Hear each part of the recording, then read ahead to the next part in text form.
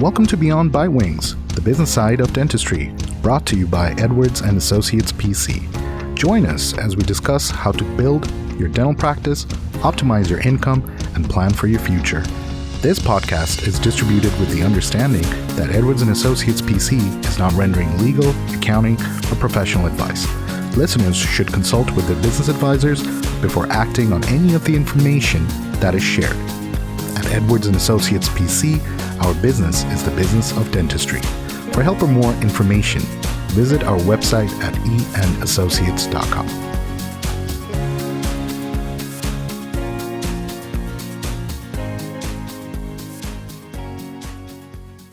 Hello and welcome to another episode of Beyond by Wings. In today's episode, we will be talking about a buzzword that's been flying around a little bit, and it's called BOI, or BOI. It's this new reporting requirement by FinCEN, which is the Financial Crime Enforcement Network. So BOI, which stands for Beneficial Ownership Information. It's just a reporting requirement, not a hard thing to do, but there are certain attributes to this reporting requirement that we felt necessary to let our audience know through our podcasting platform. And to talk more about this subject matter, we have our returning guest and an ex-host of Beyond by Wings, Lynne Ledbetter. Hey, how are you? Good. How are you? I'm good. I'm glad to be back. I know. It's always a pleasure to have you back. I love doing these, but I will say it is 3:30 and there was no coffee downstairs, Ash. So oh, no. I'm not happy. Oh, I'm sorry to hear that. You know how I like my 3 o'clock coffee? You do. Yeah, that's true. That's true. That's okay. I'm going to power through. Okay. All right. I know you can. I can. Yeah, but I do love to educate, so these are always fun to me. I like to do the podcasts. Yeah. Yeah, Yes. I know. Yeah. I can tell. Yeah. So you want to talk about BOI? Yes, Because please. it's like so exciting. Tell me about it, right? So exciting. Yeah, as you said, it is BOI stands for Beneficial Ownership Information, and I guess the accounting industry in general just loves their acronyms, so BOI for short. BOI. And it's a requirement of FinCEN, the Financial Crimes Enforcement Network, again, another acronym, FinCEN. Mm-hmm. And so this was effective as a part of the Transparency Act, which is basically designed to monitor for illicit money that might be going or coming to and from terrorists. Mm-hmm. So that's the goal. But because they put this in place, we have a lot more reporting requirements put on us. And so we're going to suffer the consequences because of this. So that's okay. It's not too bad. Yeah. So it went into effect on January 1st of 24. Mm-hmm. And it applies to kind of 2 separate categories of entities. Those that have been set up prior to 1/1/24 Mm-hmm. and those that are set up after 1/1/24. So they have a little bit different reporting requirement. And so we're going to talk about both as we go through, but I would treat them very differently. And so we'll talk about why and what we should do and that sort of thing. And so basically, if you have an entity that is a legal entity that was set up with a Secretary of State of some state, and typically those are LLCs, PCs, PAs, that type of thing, but anything that is legally set up with a state, then you are subject to this BOI filing. Now, there are some exceptions, and everybody's going to be looking for the exception so they can get out of it. But I will tell you that certainly most of our clients, almost all of our clients, almost all privately owned, small, wholly owned businesses are not going to meet any of the exceptions because they are for large, publicly owned, governmental type things. So the reason that they don't have to report is because they're already monitored by these big regulatory agencies like by the SEC or things like that. And so that's why they're, quote, exempt. But still, I know people are going to try to get out of it, so I'll tell you a few of the ones that are going to be probably keyed in on and, oh, no, I'm that, and I'm exempt, and I'll tell you why you're probably not, so unfortunately. So those are investment company or investment advisor. So if you set up, say, an investment partnership, like a family limited partnership that you use for investments or things like that, you might think that you're an investment company, but that does not apply in that case. That would be some kind of publicly owned. They have to be registered investment advisor, that kind of thing, a registered investment company. So that would not apply. Accounting firms were one of the ones that are, quote, exempt, but those are the big accounting firms that are regulated by the big agencies. So even we are not exempt. Tax-exempt entities are exempt, so you might have a few there that are actually exempt. And then the only other one that really, as you look through the list, that people might go, oh, that might apply to me, is the inactive entity. And so that might apply to a few entities. Like some people set them up and they don't need them for a while, or they used to use them, they don't need them anymore, but they're still active. And so if you have an entity that meets all of these criteria, then you are exempt for that entity. That is, had to be set up before January of 2020. So it had to be established in 2019 or prior. It doesn't engage currently in any activity. It's not owned by a foreign person. It hasn't changed ownership in the past year. It hasn't transacted any financial business exceeding $1,000, and it doesn't own any assets, either domestically or internationally. So if it truly is just an entity that doesn't have any holdings, doesn't have any activity, and that's older than 2020, it is exempt, and it is considered inactive and therefore exempt. But anybody else that owns a dental business that is a legal entity, not operating as a sole proprietorship, or a real estate entity, or a medical entity, anything that generally is our clientele, are going to have to comply with the requirements. And the fees are fine, because the next thing that comes up is, well, do I really have to? What's the repercussions if I don't? The penalties are high. They're really looking to enforce this thing for whatever reason. They're honed in on it. And it had been postponed for a couple of years, and a lot of people thought it would be enacted, not enacted, Correct. the opposite of enacted, that it would be canceled before it started. But that doesn't seem to be the case. They really are going full force with it. And so originally the fines were set to be, if you were found to be intentionally non-compliant, like you're just refusing to file, up to $500 a day in fines. A day in fines, up to $10,000, or 2 years in prison. And this is a prisonable offense. But then, you remember, this was just enacted on January 1st of 24, and the fines were supposed to be $500 a day. But before the end of January, they increased the penalties to $591 a day. So they're not getting more lenient, they're getting more stringent. So really, you've got to really be on this. And my concern is, like, we're educating our clients, our small businesses, so that they are aware of this, because we don't always know in time that they set up a new entity for them to be compliant, because you only have, in 2024, you have 90 days to register a newly formed entity.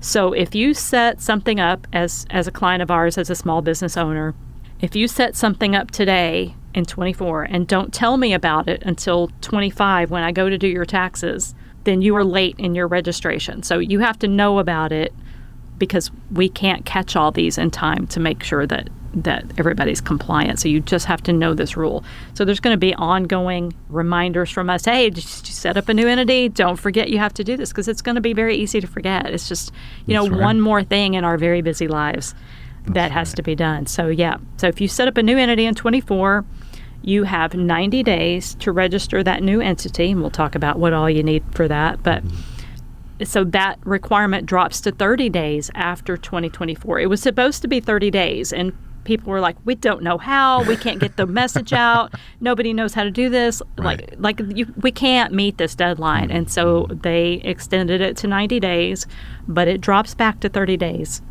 starting next year. So if you set up a new entity next year, within 30 days, you have to remember to go register that entity. So that's how it differs for entities that were previously set up versus new entities. So anything that was already set up by before 1/1/24 is under a little bit different rule versus the ones that are set up in 24. So anything new from 1/1 forward forever until this is revoked has to be reported within 90 days this year, 30 days next year, and going forward. But those that were already set up do not have to report or start reporting until the end of 24. So you have this whole year, and normally I'm like, just get it over with, go report it, be done with it. In this case, we're saying, no, you should procrastinate. That's interesting. Yeah, yeah. And here's why. Because there's no repercussions for not filing. If I file today versus if I file on December 31st, I mean, the only problem would be is if for some reason the internet went down on December 31st. Right? Maybe don't wait that long.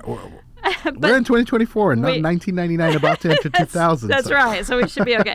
But, maybe December 1st. Wait until December. There's no reason to do it early. And why do I say procrastinate? I'll tell you why. As soon as you register and you're in the system, then change reporting kicks in.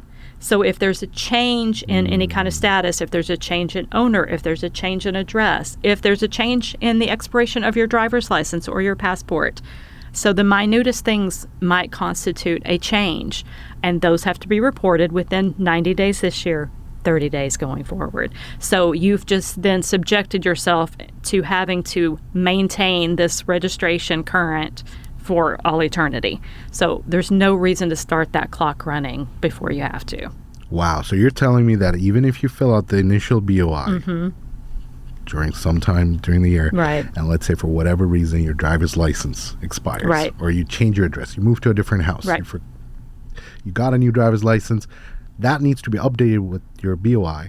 And if you don't do that, you could technically be subjugated to that $5.91 a day penalty. Right. I mean, now would they consider that to be a willful non-compliance? Well, I don't know, because this is all very new. So I wouldn't want to say, no, they're going to blow that off. Right. I would say we need to keep this updated because... Oh, that's insane. Yeah, yeah. So who's going to be responsible for this? Is it going to be, the person, the business owner, their accountant, the attorney that sets up the entity? Right. Ultimately, it's going to be the owner or owners. Because of the updates. That's right. So they're the ones that would be subject to the penalties and fines. Now, if you have some sort of agreement with your accounting firm or your attorney, then maybe you can pass that responsibility on to them and make them be subject to the penalty. But FinCEN is going to say that the owner is the one who was non-compliant. It's all on them. And there's a lot of confusion and even controversy state to state about whether accountants can even file this for clients. Interesting. If this is the practice of law, if a state deems that this is the practice of law, updating these entity informations, then CPAs are not allowed to do that. No one can practice law without a license. That's the accounting firm could lose their license or be subject to lots of really bad things. So you can't practice law without a license. The state of Texas, for instance, where we're located, has not determined yet whether it is the practice of law or not. So we don't really know if we're allowed to file for the clients or not. Right. We're still too early. It's still too early. We're taking a risk if we do. We've asked the accounting board. The accounting board has said that we don't make that determination. The law board has to make that determination. Actually, they've kicked it up to the Supreme Court is going to set up a committee to evaluate whether it's allowed or not. So all the states are doing it differently. There's nothing consistent. So it's kind of a free for all at the moment. Wow. Yeah. Wow. So if you've basically been active before 1/1/24, essentially just wait till the end of the year. Yes, absolutely. That is my best recommendation. All the more reasons. Yeah. And, the filing, if you're a single owner, 100% owner, the filing is not complicated. Say you're a single owner and you have one entity. Then, yes, you've got this one more requirement. It's not a huge deal. Let's see what you're going to have to report, because it's not difficult. But it can get difficult and it can get complicated. So we'll go into why it's such a pain in just a minute. But if you're a single owner, one entity, what you're going to have to report is basically your entity name, your EIN, and then who are the, quote, beneficial owners. We didn't really even talk about beneficial owners. So, that's right. So why are we doing this? So let's back up for a moment. Okay. Because if you think about people that try to hide money, launder money, that kind of thing. You've heard of shell companies and holding companies and all these sort of things. That's what they're trying to unravel those to get to the ultimate owner. So if you've got company A that's owned by company B, that's owned by company C, that's owned by two different LLCs that are company X and Y, and then they're trying to find out who is the real owner then of company A, the individual that's benefiting from company A. That's, quote, the beneficial owner. So if you have an LLC that owns part of your partnership, that's not the beneficial owner. A beneficial owner has to be a person. So you're looking for a person. So you're dissecting down to the basically that root. But so if you are a single owner and you don't own it through an entity, you are the beneficial owner. And so what you're reporting is your information, your name, your social, your address, and then you have to provide a piece of identification to prove you are who you are. Because I don't know if you know this, but thieves and terrorists lie You don't say. Yeah, no, it's true. Really? It's true, Ash. Oh my goodness. So you have to prove you have to prove that you are who you say you are. And that's where you have to then upload a driver's license or a passport or some kind of government ID or something like that. But that's what you have to report. So you're reporting your entity information, so that EIN and its name and address, and then the beneficial owner, which is, in your case, just you, the owner. You're the beneficial owner. Now, when it becomes more complicated is, and not even complicated, just annoying, is say I own 10 practices and I have them each in a separate entity, plus I have a real estate entity and I have own a couple of different buildings, so I have 2 real estate entities. And so I've gone in and I've reported everything. That's fine. I mean, it took me 12 times to file all that. It was a pain, and it was some time out of that I didn't have, but no big deal. I did it all, right? And then my driver's license expires, and I get a new driver's license, and that driver's license expiration date changes. That's considered a change that has to be reported. Now I have to go in and report that for 12 entities, so I have to do it all over again. And so it can be very time-consuming when you, or if I move, like you said, anything like that. So there's a way around that, and that's by getting what they call a FinCEN identifier. So you can get an identifier where, and remember, this is all very new. So what we believe this is going to mean is you can go in and basically report yourself to FinCEN. You go to FinCEN, you give your name, social, and your driver's license there to FinCEN directly, and you get this number back. You know, similar to you have your Social Security number or your EIN number. You would then have a FinCEN number. And then that FinCEN number you would use to report on those 12 entities that I set up. So then if I move and my address changes, I could go to my FinCEN, update it there in that one location, and I think you're good across those 12 entities, saving yourself a little bit of time. So there could be some value in that. Especially for multiple business owners. Exactly. Yeah, and so the other reason we are kind of recommending that route, again, it's not a proven thing yet. Of course, it's still new. It's still new, so we need to find some guinea pigs to help us out. But, so say you, instead of a single owner, you are a partnership, and you're a big partnership, and you have, let's say there's only 5 owners, but you're not buddy-buddy with all 5 of these owners. You know, you don't know them well. You just work with them. A couple of them you know well, a couple of them is purely a business relationship. Maybe you don't want them to have your Social Security number because one of those partners is going to have to report those owners of that entity. Oh, so the beneficial ownership information reporting also will require your Social Security number. Yes, and your address and your driver's license. So now that whoever is reporting that has everything they need to steal my identity, right? Because say you've got your managing partner, he is going to file the report for those 5 owners. And so he's got the name, address, and driver's license number for all of his partners. Not sure that the Social Security number is actually a part of that, but he's probably got it from your K1s. Yeah, very sensitive information. So, yeah, he would have everything he needed to steal or sell your identity, whatever. Or go after you if you've angered them. Yes, exactly. That would be more scary. So that's another reason to just get a FinCEN number, Right. because then all you have to do is give him your FinCEN identification number. That's right. And along that line of identity theft kind of situation, I can already tell you that there are going to be companies pop up just like the ERC mills. Yeah. They're going to pop up as BOI mills, and they're going to offer to do these things for you. And I would highly recommend that you get a referral before you start using anyone. Make sure they are reputable. Make sure they're not just a company that's just opened, that's then going to have all of your information, or make sure you get a FinCEN number so that you're not giving that company, that unproven company, all of your confidential information. Right. That's right. So I would be a little wary, especially in the beginning, of these companies that are going to say, hey, we can do this for you. I think they're a good idea because I think they can largely do it cheaper than your accounting firm can, but they also aren't going to be as careful. Right. And they're going to have a lot of your information, and you can at least trust your accountant.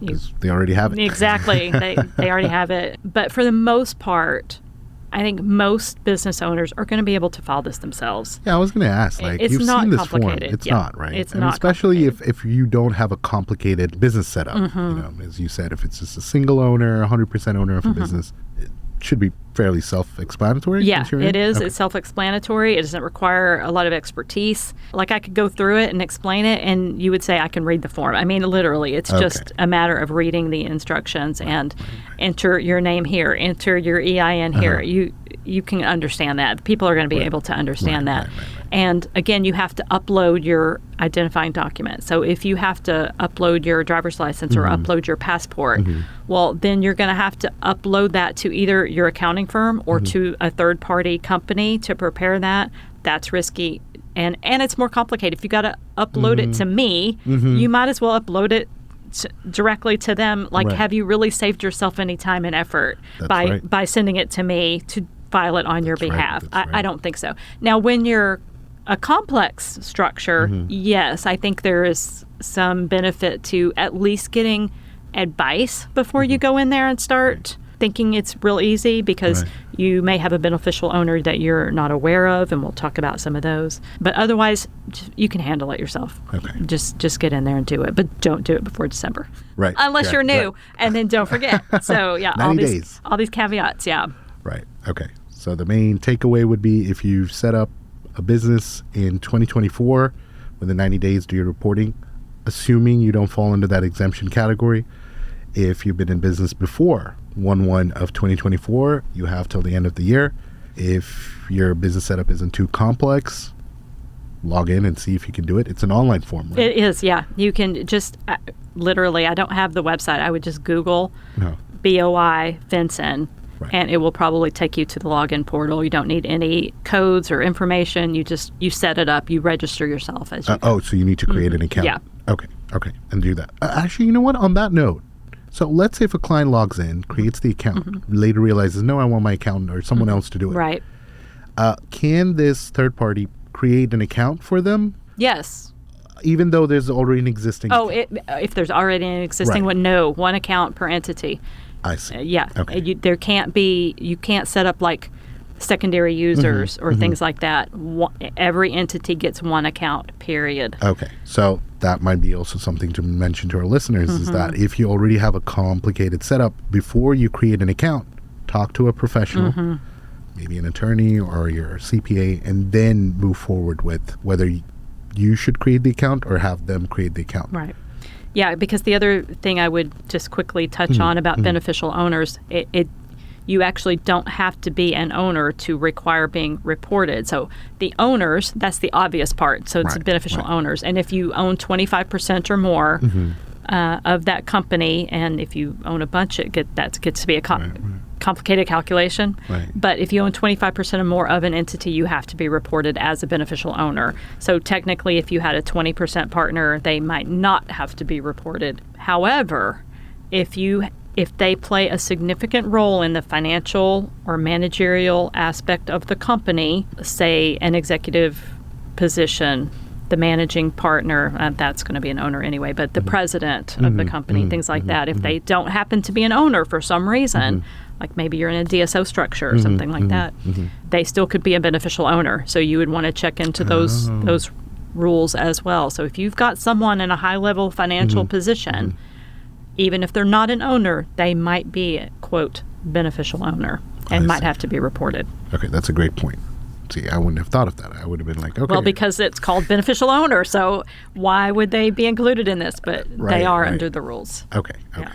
So it can technically have some special caveats that may need to be overseen by a professional. Yeah, so if you've got anything that you think is weird or uncertain about, reach out for advice, but actually filing it, you can probably file it by yourself. But if you're very complex, I would definitely seek some professional help. But if you're just a single owner, a couple of people, that's not going to be difficult. But if you have any kind of complexity, outside people running the place, multiple partners, sub companies owning sub companies, like who is my beneficial owner, you may need help digging down to that ultimate person that needs to report. Yeah. Okay. Well, great information there, Lynn. I'm sure our listeners would love and get all excited after hearing all of this about BOI, about this new thing that's out there trending, what was it, PPP, IDLE, don't even ERC. Get me started. So this is the new thing, This is the new thing. It's not as bad as those, but yes. Yeah, at least it's not quite as stressful as those.